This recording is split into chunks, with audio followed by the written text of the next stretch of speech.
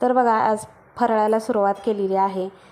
पहिलाच पदार्थ जो आहे तो बुंदीच्या लाडूचा केलेला आहे आणि माझा फेवरेट पदार्थ आहे। करायला मला खूप आवडतो हा पदार्थ म्हणजे बुंदीचे लाडू।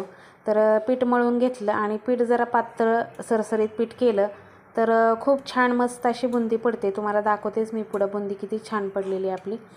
तर आता पीठ मळून घेतलं आणि प्रमाण सांगते तुम्हाला। 1 किलो जर तुम्हाला पीठ घेतलेलं असेल तर साखरसुद्धा 1 किलो घ्यायची आणि जर तुमच्याकडे जास्त गोड खात असतील तर थोडीशी वरती घेतली तरी चालते। म्हणजे 1 किलो आणि एक फुलपात्र वगैरे घेतली तरी चालतं, पण आमच्याकडे बरोबरच लागते साखर, त्यामुळे मी तेवढीच बरोबर साखर घेतली। तर बघू शकताय गोल गोल अशी मोत्यासारखी बुंदी छान अशी पडलेली आहे। जर आपलं पीठ मळण्यात चांगलं आलं तर बुंदी खूप छान पडते आणि मला म्हणूनच बुंदी करायला खूप आवडते।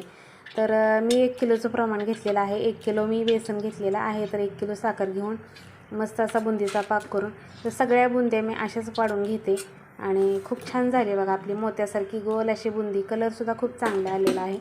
आता ह्याच्यामध्ये आणखीन एक मी ऑरेंज कलर शेवटी घालणार आहे। तर बघू शकताय मऊ पण झालेली आहे बुंदी। जर पीठ व्यवस्थित असलं ना तर बुंदी मऊ पण होते आणि छान पण होते, गोल अशी होते।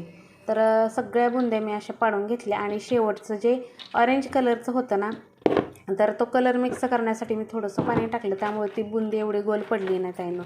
तर इकडे बघू शकता मी बरोबर आपल्या दुकानातनं 1 किलो मोजून साखर आणली, म्हणजे आपलं किराणा दुकान आहे त्या दुकानातनं।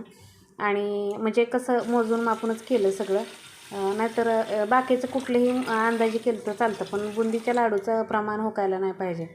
इकडे साखर घेतली आणि साखर बुडेल एवढंच पाणी टाकलेलं आहे आणि आता हा मस्त असा पाक होऊ देते।